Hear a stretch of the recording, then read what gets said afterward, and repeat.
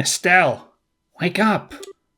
And welcome back, everybody. This is, in fact, Trails in the Sky, the second chapter. Good heavens, what a bombshell last episode was. For episode 100, I don't really make a big fuss of milestone episodes. It's not usually my style, and certainly I don't plan to have something huge for a milestone like the 100th episode of a series. Guess I'm too lazy. Probably the truth of the matter, but yeah. But boy, this time the stars aligned and we got some crazy stuff for that 100th episode, huh? So last time we were wandering around, lost in the fog of the Mistwald. That was sure something of a little puzzle, wasn't it? I did not do very good in it as we tried to follow the sound of the chiming bell, and I did not do very good. But eventually, I don't know, maybe the game was like, okay, you know what, just get it over, or like maybe I did do it somehow correctly. I don't know. We ended up leaving the illusion, and we were able to stumble ourselves over to the great something tree. I don't remember what this tree was called. I was going to say it was the Great Rhoda Tree, but I think that's from the other Falcom series, East. I'm pretty sure it's not. The Rhoda Tree is not in Trails, but whatever. We fought a bunch of evil mist monsters guarding what looks like some kind of corruption on the tree. That's probably the source of all the soporific fog. And after we beat that fight, which was interesting, it certainly tested out our wide variety of skills.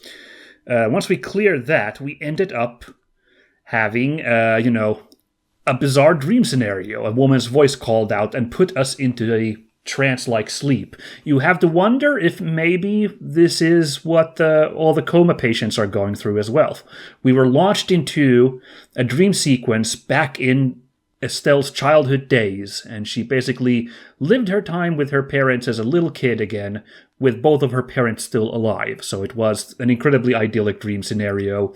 Eventually, memories of Joshua came through and forced Estelle to confront the fact that she was in a dream, and she had a surprisingly touching heart-to-heart moment with the apparition of her mother as she departed, leaving you wondering if she was really just a figment of Estelle's subconscious or the actual ghost of Estelle's mother somehow.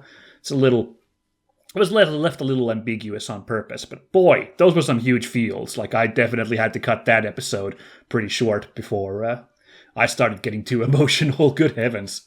Again, it just makes me think of For the Man Who Has Everything, that really good Alan Moore Superman story.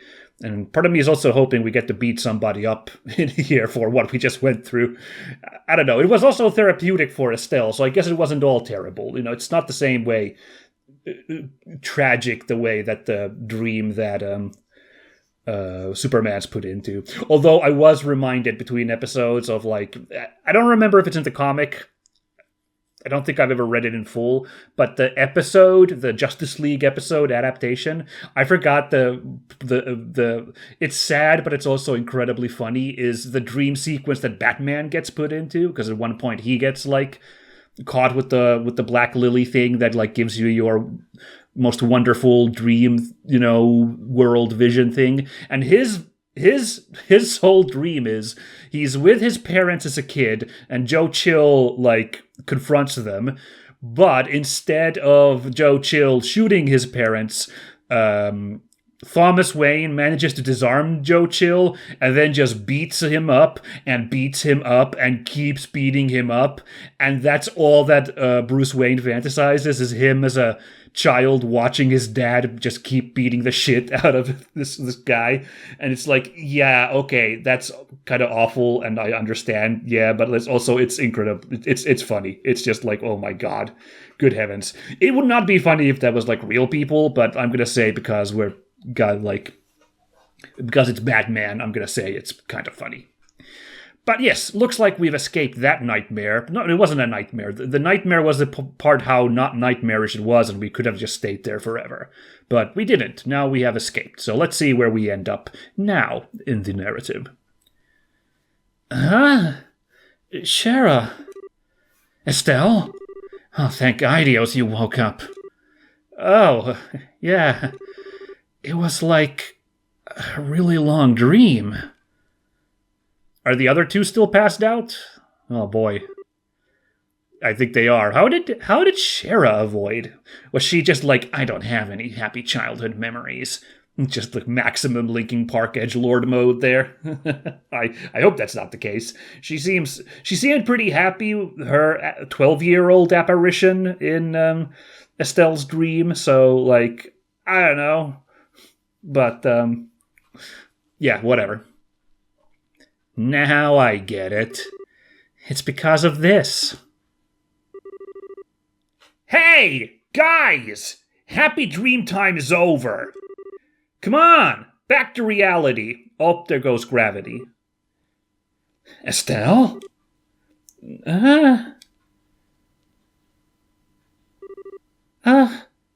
Estelle. Oh, I was trapped in a dream. I see. Dang it, I was hoping they'd like mumble little hints of what dream they were seeing. But as they woke up, nah. Just like some unique dialogue. Because I want to imagine that Chloe was dreaming that she was with Joshua somehow. Nah, but I don't know. She probably has better dreams than that, but like that would have been funny. Just like, Joshua. Why'd you say that name? No reason. Well. Oh, thank goodness you're awake. You still surprise me sometimes, Estelle. Not only did you wake up on your own, but you woke the others as well. Now then, with that settled, could Estelle have just yelled really loud at all the other coma patients to save them as well? Are we to assume that? I don't know. You're there, aren't you? Show yourself, Luciola. What? You've called for me at last.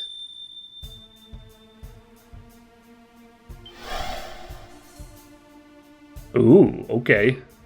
That's not nearly as in black as I was expecting. Like, I guess she's got, like, black highlights on her dress. But, yeah, well, I get there's no reason to expect that a woman in black would also have black hair, but I gotta admit my brain defaulted to that. But even so, ignoring that, like, mistake on my part, that's not that black of a dress. What? I knew it. It has been a very, very long time, Scherazard.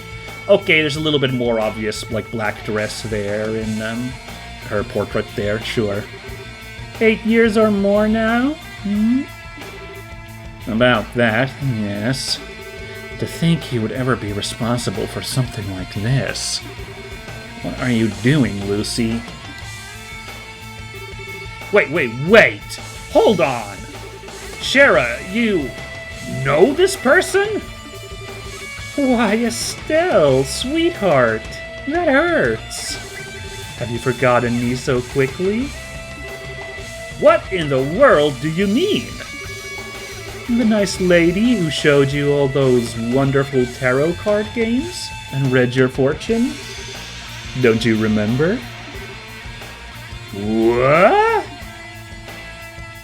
Oh, they're in the background! Oh! That's actually really clever, because we've seen that picture once before, I'm pretty sure, with some of the, like, memories of the time, probably in this very chapter, and she was there the whole time. That's really clever. Alright. Also, like, as I've been hinting, like, come on, this was super telegraphed that, like, Scherazard knew Luciola, like, you know, no points for a surprise plot twist on that one. But again, they were clearly doing it on purpose. Like, they would not have telegraphed it that hard if, you know, they didn't want you to pick up on it. So, you know, I'm not like what a terrible narrative because it was so easy to guess. Come on, that's dumb, guys. Don't be like that. But she was... No way! You're... Miss Lucy? Well, that is who I was once. Oh my goodness, that is, there's been some, risque outfits. I suppose, Scherazard's also... But it's nothing particularly like, oh my goodness, but this one's pushing the envelope, this get-up. That seems like one of those outfits that needs a lot of those like what's the name for that, like adhesive? It's like fashion adhesive to like keep the clothes sticking, you know? Good heavens. But now my purpose is different. Now I am Enforcer number 6 to the Grand Master of Ouroboros, Luciola, the Bewitching Belle. But why? How? I would imagine Schera has figured it out, yes? Illusion magic using a bell. Your specialty, Lucy. I hope you won't try to tell me the fog all over Roland is an illusion, however. No, of course not. That was a phenomenon caused by the gospel. It has worked well as a catalyst of sorts to interfere with dreams. Are you saying the gospel can affect the human mind? It seems it can. My bell was little more than a guiding hand. The gospel, the fog, and the bell together create a dream so real that illusions cannot compare. A simple, happy dream, bereft of suffering and loneliness. A dream you wish was real. Ooh, I've had this moment a couple of times, yeah. Not that I've been, like, ensorcelled by a scantily clad illusionist, but, like, a couple of dreams I've been like, shit, why did I wake up from that? God damn it. So, you know, I can feel that to some extent. But that is... I see. Hey, Enforcer. Why is the Society doing all this? What are you hoping to gain with these bizarre experiments? Oh, interesting. We haven't even asked this one time yet. It's about time, I suppose. Because now they've just been like evil bad guys doing mischief all over the place, you know? I suppose the fact that Estelle has like a past connection to Luciola is why she can... Like, this is like the opportune moment to like ask this question somehow, I guess? Maybe? I don't know. I am but a servant, Estelle. The striking hand of the Grandmaster and the Ennui. In truth, I myself have been little more than a catalyst for this experiment. You shall have to ask the Professor or Lo for details. The Professor? Lo. I've heard these names again and again. But who are they? You will see when the time comes, which may not be far off now.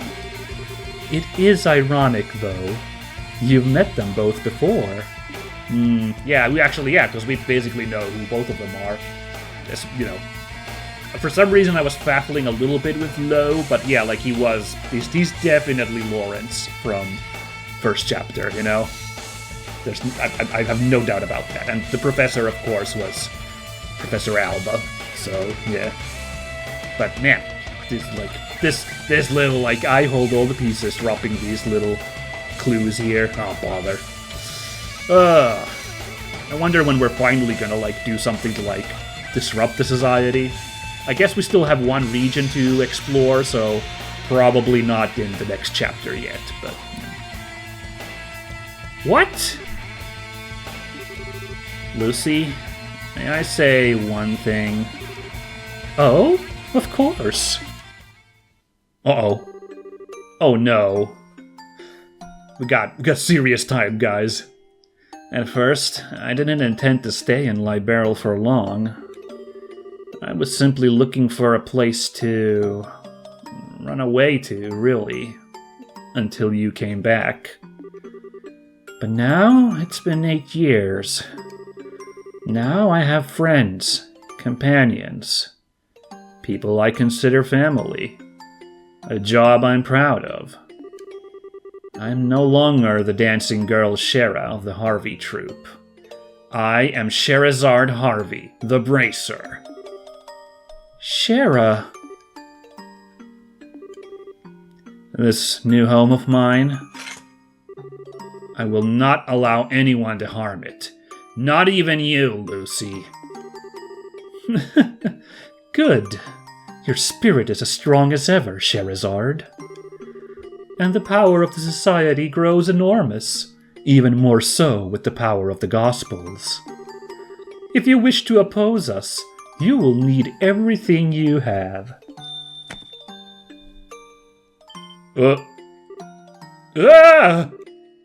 Lucy! Don't fret. We shall meet again, and soon. Perhaps then we can fill in the long gaps between those lost years. Who would have guessed this illusionist would be appearing before us as an illusion? Good heavens. Alright. Schera. Oh, how maddening. She's gotten away. But we've put an end to the trouble. Though slumbering should awaken soon. I guess. Oh, she took the gospel with her. I just now saw it. Like, go back and rewatch if you need. Like, at some point it vanishes from that receptacle on the tree. Hey, and so does the fog. Ooh, okay. Yeah, that was actually getting properly scary. I suppose the earthquakes were already scary enough, sure, but like, yeah, this coma thing was getting really alarming too, you know?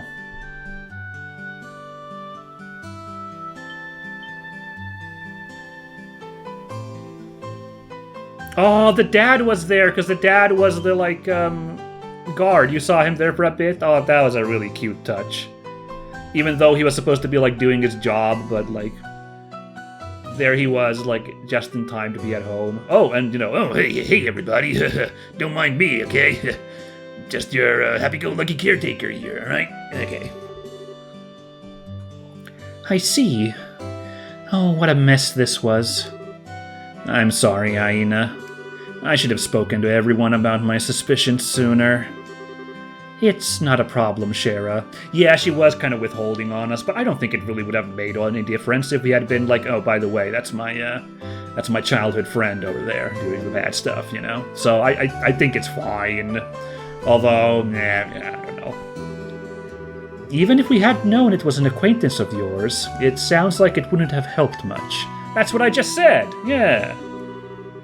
Just pay for my drinks next time, and we'll call it even. You got it. Isn't that gonna cost quite a... Okay, here we go. Once again, I'm already calling out the gag the game's doing. Don't mind me. Sorry, everybody.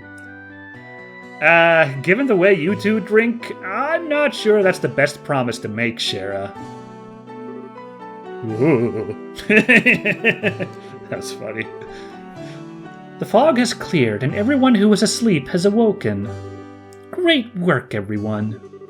You actually cleared several full jobs on this one, so let me pay them all out right now. Alright, coma cases made us 4,000 smackaroos. Still a D-class bracer, alright.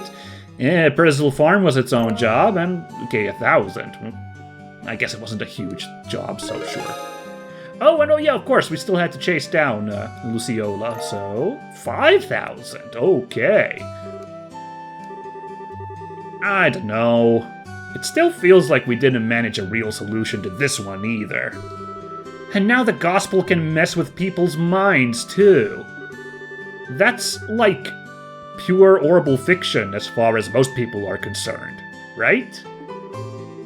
Yeah, that one's the hardest to explain so far. I think I need to call Grandpa or send him a letter. Well, either way, all we can do is wait for Gramps to finish picking apart the gospel he's got on hand. More to the point, I think the society is really starting to tip their hand. Adding in this event, we know of 5 enforcers in total. Ooh, are we gonna do a rundown? Let's do a roll call. 5 is a good size for a, Sentai team, or a Sentai rival team. Although there are 7 people in our group right now, so we'd need, 2 more to have one for everybody. I don't know. Yes. We are doing a rundown, isn't that fun? Enforcer number 10, Bleu Blanc the Phantom Thief. with that Raoul Cruzet mask. Oh my god, I hate that guy so much. Okay, hate's strong word. I try not to use the word hate, but I couldn't help myself that time. Let's say he is my least favorite of these guys, and not in like a, ooh, I love what an awful villain he is. Like, in wrestling terms, this would be X-Pac heat. Like, I'm properly like, I just wish this Bleu Blanc guy wasn't part. I wish they swapped him for somebody else. But, yeah, let's keep running them down. Enforcer number 8, Walter the Direwolf. Yeah, he was the postal dude. Oh boy, this one hurts. Enforcer number 15, Ren, the Angel of Slaughter. Yeah, this one. Well, I don't hate Ren. How do I put this? Like, this plot twist was not nice, so I'm like really like, ugh. Enforcer number 6, Luciola the Bewitching Belle. Now, hang on, that's only 4 people. Didn't she say like there's a 5th one? Oh, this douchebag. When did we learn about him? Oh yeah, because Agate and Annalise encountered him briefly during their Bose mission. That's right. That's how our heroes know about this guy who, I don't know. He's also really obnoxious. A lot of them are pretty obnoxious, so I don't know. But yeah, Bleu Blanc takes the cake for sure, so yeah. And Enforcer number 0, Campanella the Fool. And in addition to those 5, we have also heard 2 names repeatedly, the Professor and Lowe. It seems like one of those 2 is the man we know as Lieutenant Lawrence. Oh my god, who's it gonna be? The guy whose name we don't know? Or the dude who has the same 2 first letters? Yeah, that seems right. And Luciola said I know both of them. It's very possible Lawrence Belgar was a false or even stolen identity. What gets me is that this whole mess is supposed to be the work of 7 people. That's just the craziest damn thing I've ever heard. 7 people did all this? Hey, if we count those 2 dinguses, then, like, we got 7. Yeah, we got 7 bad guys to match these 7 heroes, but who... I struggle with who matches up with who with some of these. Like, some are really obvious. Bleu Blanc, Walter, Luciola, those are really easy. I guess Ren matches up with Tita a little bit. It's not the obvious connection. I thought Tita would have, like, an evil inventor guy, but it's instead the kid-hero connection. Campanella, I don't know. Campanella's such a... We don't know anything about him. I don't know who he matches with any of these people, honestly. And then, Lo and the Professor... I guess the Professor has to be Estelle, because, like, the main villain and the main hero? So we'd have to match Campanella and Lo with Agate and Chloe. And, I don't know, neither of those 2 have any heat between the other 2, so I don't think we need to play further to find out what the connection might be, or then, like, I'm just completely barking up the wrong tree. It does seem incredible, but I'm perfectly willing to believe it. I'll need to be prepared for anything, even more so than before. Schera, are you sure you want... I mean... Honey, didn't you hear me earlier? My barrel is my home. You don't need a special reason to protect your homeland. Even if that means fighting a memory from your old home. Schera? Well, keep in mind, Scherazard, it doesn't have to end that way for you, you know. Huh? Walter and I accepted a long time ago that it has to end in battle between us. The only way we have to say anything to each other is with our fists. But that's not necessarily true for you and Miss Lucy, you know? Well... I think Zin has a point. Schera, you've still got a lot of time to figure out what you want to do. And I think I know what I want to do myself. What? Hey, everyone? I realize it's kind of late, but there's something I need to show you all. Huh? Estelle? Wait, Estelle, are you? Oh, it's the photo that she's been withholding from everybody except Schera and a little bit from Chloe, but Chloe already guessed what it's about? Okay. Yeah, it's time. Everyone? I got this photo from Niall and Dorothy a little while ago. Estelle passed the photo around to everyone. This is... what? That thing where the bandit ship got retaken? Ah, I see. So that is how it played out then. Well, I recognize the girl on the left. She is one of the Capuas from the tournament. And on the right... What? Joshua? I'm sorry I kept quiet about this until now. It was kind of a shock, so I just couldn't come out and say it. Oh, Estelle.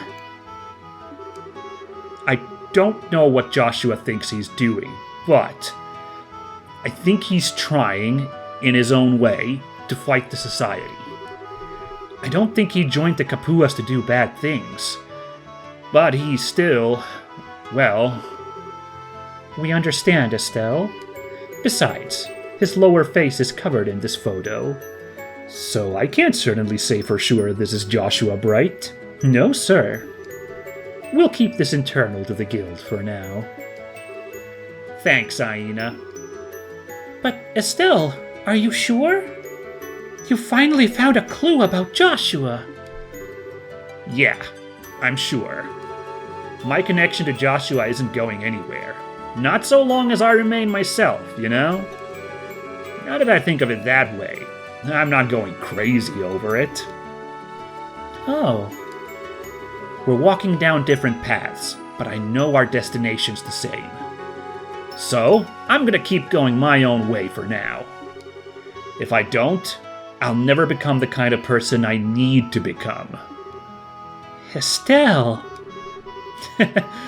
Well, despite trying to act cool, I gotta admit, I really want to know just what's going on between Joshua and Miss Tomboy there. I've still got a long way to go, I guess. Oh, Estelle. Looks like you've really made up your mind. Your dream in the forest must have been something else, huh?